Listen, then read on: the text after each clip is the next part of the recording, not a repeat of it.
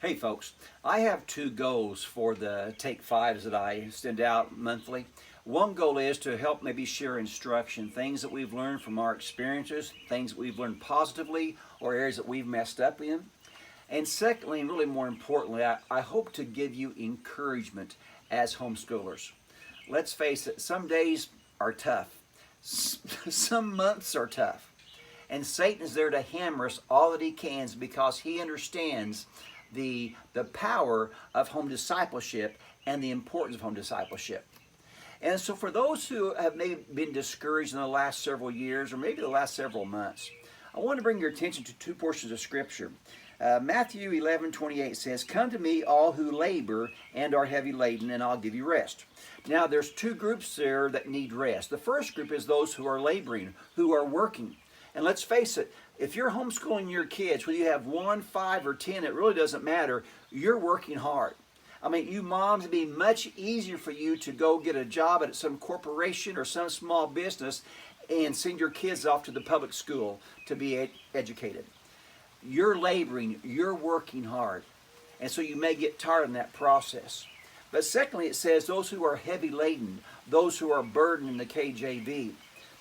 Sometimes, even when we're doing it right, adverse things happen.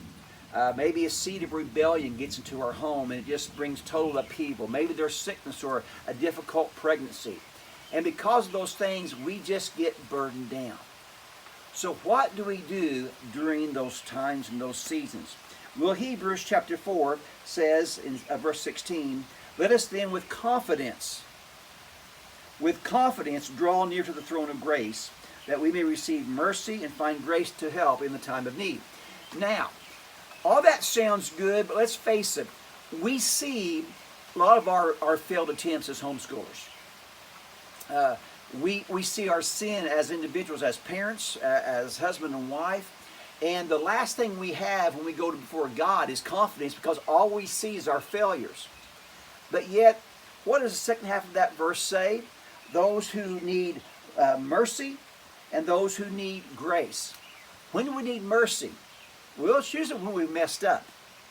So I hope you understand, this is an invitation to those of us who feel like we're just messing up in homeschooling. God says, "Come to me boldly" in the KJV, or in confidence in the ESV, because we need God's mercy. And the second part of that says that we need grace to help in times of need. Do you have times of need right now? Do you feel like you need more of God's grace, more of God's unmerited favor, more of His power in your homeschooling journey? Well, folks, you are a prime recipient of this verse. I encourage you to go boldly before God today. Tell Him you need mercy. You've labored, you're tired, you have all these burdens on you, and therefore you need grace during this time of need. We're going to be talking about this throughout the rest of the year, especially for those who have teenagers, because those are some tough years. And I hope this brings encouragement to you as parents. This is Kirk Smith with ICHE's Take 5.